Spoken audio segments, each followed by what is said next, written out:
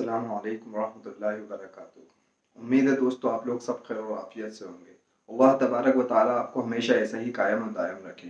دوستو ہم جس دور کے اندر جی رہے ہیں یہ آخری دور ہے۔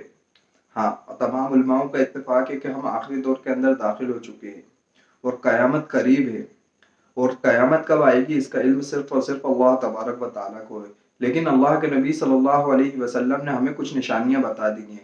آج انہی نشانیوں میں سے ایک نشانی لے کر آپ لوگوں کے سامنے حاضر ہوا ہوں جو کہ 100% پوری ہو چکی ہے۔ ہاں دوستو، حضرت ابو ہریرہ رضی اللہ تعالیٰ عنہ کی روایت ہے، فرماتے ہیں اللہ کے نبی صلی اللہ علیہ وسلم نے ارشاد فرمایا، قیامت اس وقت تک قائم نہیں ہوگی جب تک کہ حجاز کی سرزمین سے ایک ایسی آگ نہ بھڑک اٹھے جو بصرہ کی اونٹوں کی گردنوں کو روشن کر دے گی۔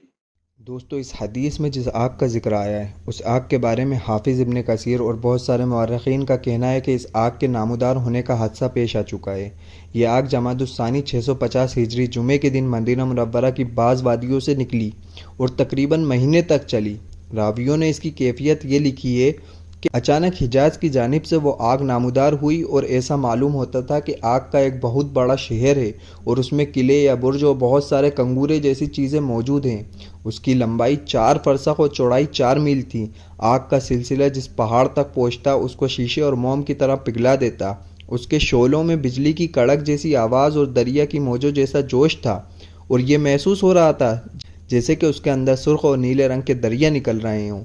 وہ آگ اس کیفیت کے ساتھ مدینہ منورہ تک پہنچی، مگر عجیب بات یہ تھی کہ اس آگ کے شعلے کی طرف جو ہوا مدینہ منورہ کی طرف آ رہی تھی وہ ٹھنڈی تھی۔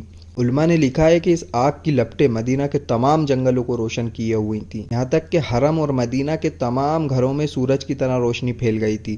لوگ رات کے وقت اس کی روشنی میں اپنے سارے کام کاج کرتے تھے، بلکہ ان دنوں میں اس علاقے کے اوپر سورج اور چاند کی روشنی بھی پھیکی پڑ گئی تھی۔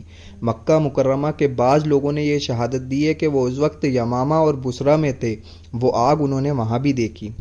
اس آگ کی عجیب خصوصیت یہ تھی کہ یہ پتھروں کو تو جلا کر کوئلہ کر دیتی تھی، لیکن درختوں پر اس کا کوئی اثر نہ ہوتا تھا۔ کہتے ہیں جنگل کے اندر ایک بہت بڑا پتھر تھا جس کا آدھا حصہ حرم مدینہ کی حدود میں تھا اور آدھا حصہ حرم مدینہ سے باہر تھا۔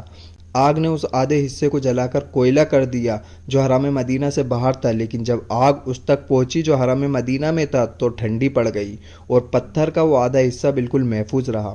بصرہ کے لوگوں نے اس بات کی گواہی دی ہے کہ ہم نے اس رات آگ کی روشنی میں جو حجاز سے ظاہر ہو رہی تھی بصرہ کی اونٹوں کی گردنوں کو